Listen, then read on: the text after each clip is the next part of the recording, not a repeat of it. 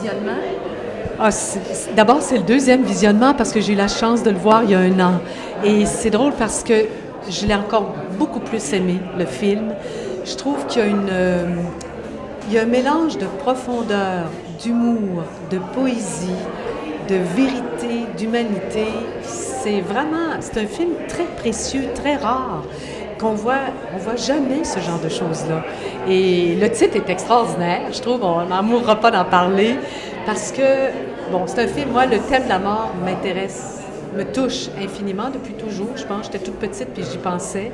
Et je trouve que les gens... D'abord, ce qui est très touchant, c'est de voir la démarche personnelle de Violette, son urgence de dire ce qu'elle a eu à dire.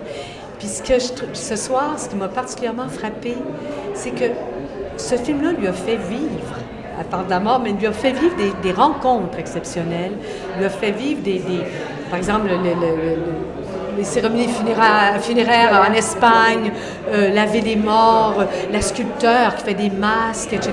Donc, elle a rencontré des gens pleins de vie qui lui ont fait faire un cheminement extraordinaire et nous, on le fait avec elle. Et nous, on se projette avec elle dans ces rencontres, etc. La dame Françoise qui meurt et qui, moi, ça me bouleverse ce moment-là parce que je me mets dans sa peau et je me dis, il me semble que je vivrais ça de la même façon, avec la même fragilité, vulnérabilité, la même souffrance, puis en même temps la même lucidité. C'est un film qui est très lucide aussi, mais qui n'est pas dur du tout, du tout, du tout, qui vient vraiment nous parler. C'est vraiment un très, très grand documentaire.